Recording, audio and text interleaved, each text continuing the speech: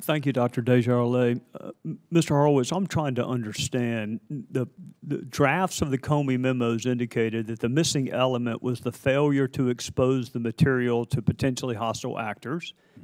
And then I'm going back to his press conference and his subsequent testimony where he said the missing element was intent.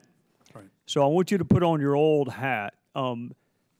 It's rare when your job is to prove intent that you have a defendant or a suspect who walks in and has a card out and says, to whom it may concern, I would like to admit that I had the intent to commit a violation of each and every essential element of the offense charged beyond a reasonable doubt. I've never had that happen. Have you? Can't recall that happening. You have to prove intent with circumstantial. Usually it's circumstantial evidence. Rarely do you have direct evidence of intent. Is that fair?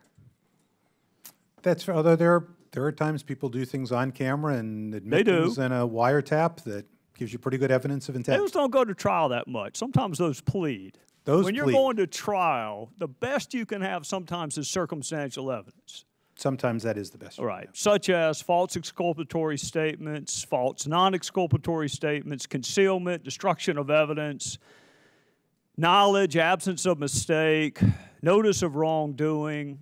I can't think of a better source for that potential circumstantial evidence than the actor, the target, the defendant, himself or herself. Can you?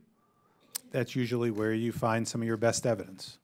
All right, I'm out of time. If any of my colleagues give me any more of their time, I want to close the loop on how to prove this missing element and whether or not, in your judgment, in this case, a fulsome effort was made when they did interview the target.